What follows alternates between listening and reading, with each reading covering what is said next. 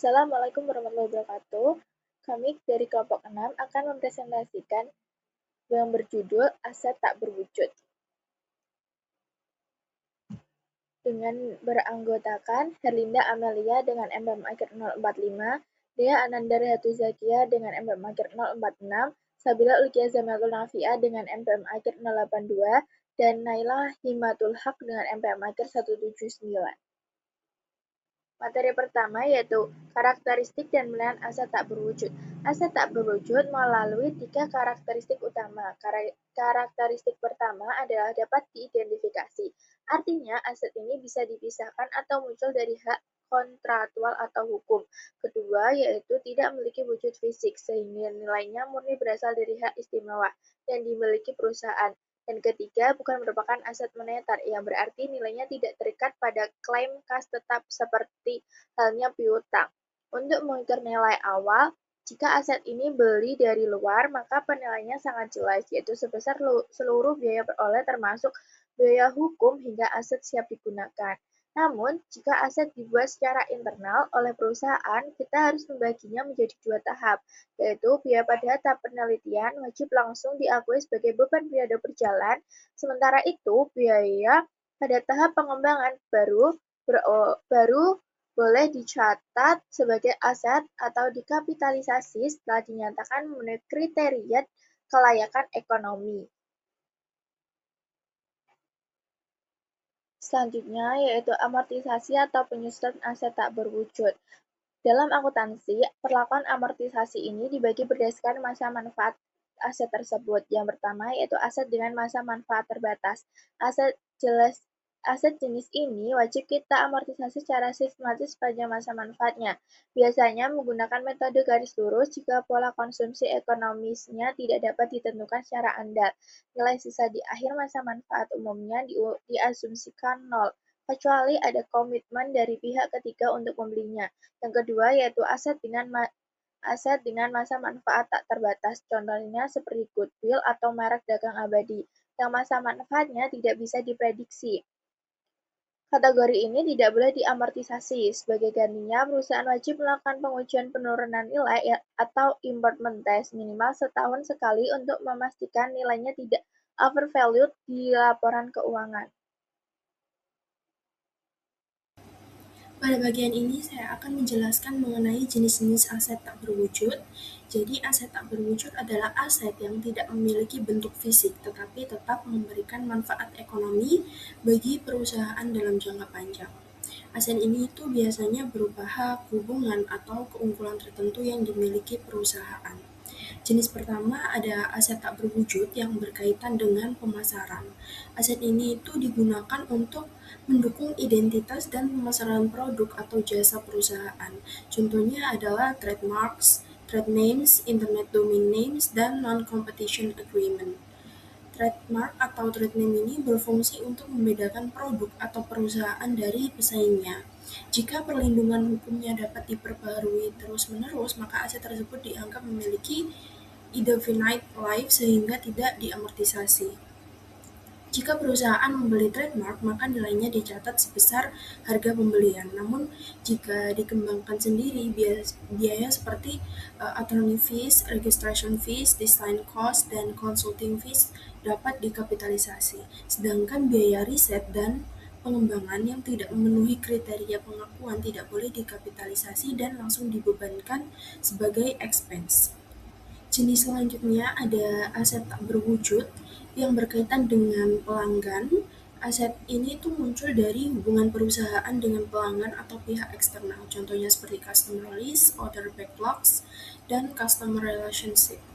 Nah, karena aset ini memberikan manfaat ekonomi melalui hubungan dengan pelanggan, maka jika memiliki masa manfaat terbatas, perusahaan akan mengamortisasinya secara sistematis selama masa manfaat tersebut, biasanya menggunakan straight-line method.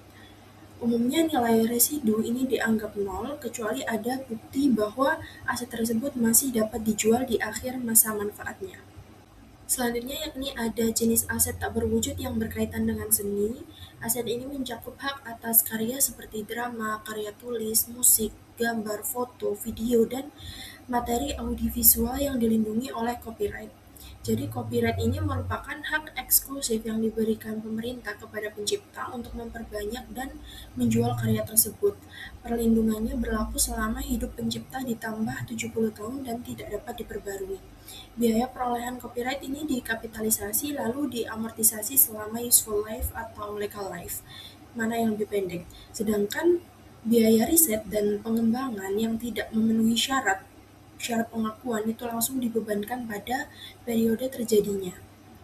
Lalu jenis selanjutnya ada aset yang berkaitan dengan kontrak. Aset ini muncul dari contractual arrangement atau perjanjian kontrak. Contohnya seperti franchise agreement, licensing agreement, construction permits, broadcast rights, serta service or supply contracts. Jadi jika perusahaan dapat mengidentifikasi biaya perolehan franchise atau lisensi, maka biaya tersebut dicatat sebagai intangible asset. Franchise atau lisensi yang memiliki masa manfaat terbatas akan diamortisasi selama masa manfaatnya. Namun jika memiliki indefinite life atau bersifat perpetual, maka tidak diamortisasi dan tetap dicatat sebagai cost. Pembayaran tahunan biasanya dicatat sebagai operating expense. Jenis yang terakhir ada aset yang berkaitan dengan teknologi, seperti patents atau trade secrets. Patent ini memberikan hak eksklusif kepada perusahaan untuk menggunakan, memproduksi, dan juga menjual suatu produk atau proses. Biasanya ini selama 20 tahun. Jika patent dibeli, maka harga pembelian menjadi biaya perolehan. Selain itu, biaya seperti registration fees dan attorney fees juga dapat dikapitalisasi. Namun, seluruh biaya riset dan pengembangan sebelum tercapainya economic viability itu harus langsung dibebankan. Setelah itu, patent diamortisasi selama legal life atau useful life, tergantung mana yang lebih pendek. Jadi, jika manfaat ekonominya ini diperkirakan lebih singkat dibanding masa hukum patent, maka amortisasi mengikuti masa manfaat ekonominya.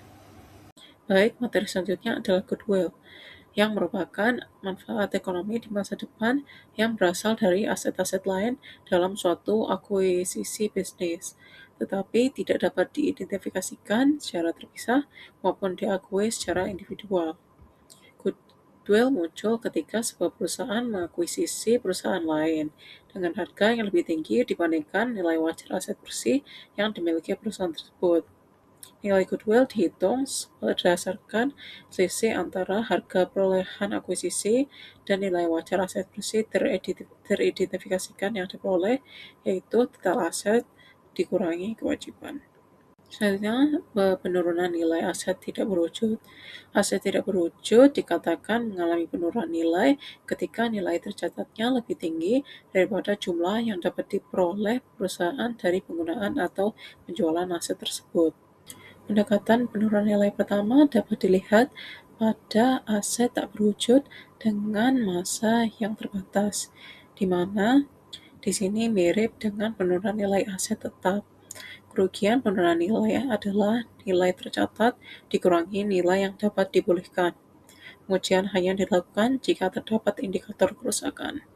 Hal ini sama dengan pendekatan untuk aset tak berwujud dengan masa yang tidak terbatas, kecuali goodwill, dengan ujian yang dilakukan setiap tahun. Sedangkan penurunan nilai goodwill diuji tiap tahun dan setiap penurunan akan mengurangi saldo goodwill. Pada slide ini, saya akan menjelaskan mengenai akuntansi biaya penelitian dan pengembangan atau Research and Development, yang biasa disebut biaya R&D. Biaya R&D merupakan biaya yang dikeluarkan perusahaan untuk menciptakan atau mengembangkan produk, proses, teknologi, maupun ide baru. Jadi tujuan utamanya adalah menghasilkan inovasi yang dapat memberikan manfaat ekonomi di masa depan bagi perusahaan. Dalam akuntansi, biaya penelitian dan biaya pengembangan memiliki perlakuan yang berbeda. Untuk biaya penelitian atau research, seluruh biaya langsung diakui sebagai beban pada saat terjadi.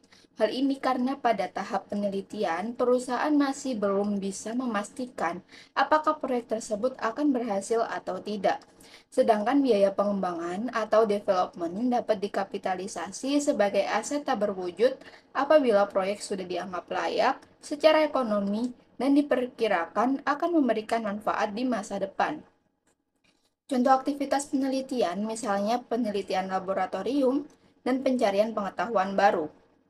Sementara contoh aktivitas pengembangan yaitu pembuatan desain produk, prototipe, hingga pengujian teknologi baru sebelum dipasarkan. Jadi intinya dari perlakuan akuntansi R&D adalah perusahaan harus dapat membedakan antara tahap penelitian dan tahap pengembangan karena perlakuan pencatatannya berbeda. Kemudian pada slide ini akan dijelaskan mengenai penyajian biaya R&D serta biaya-biaya lain yang memiliki perlakuan serupa. Komponen biaya R&D cukup beragam, mulai dari bahan baku dan peralatan penelitian, gaji tenaga kerja penelitian, jasa pihak ketiga, aset tak berwujud yang digunakan dalam proyek, hingga biaya tidak langsung yang berhubungan dengan kegiatan penelitian dan pengembangan. Selain biaya R&D, terdapat beberapa biaya lain yang perlakuannya mirip, seperti biaya awal operasi perusahaan, kerugian pada tahap awal usaha, dan biaya iklan. Biaya-biaya tersebut umumnya langsung diakui sebagai beban pada periode terjadinya dan tidak dikapitalisasi.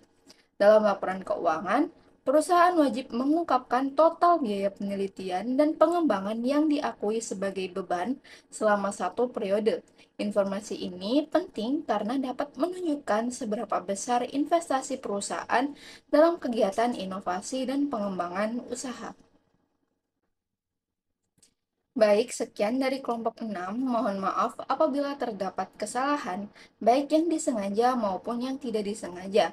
Terima kasih atas perhatiannya. Wassalamualaikum warahmatullahi wabarakatuh.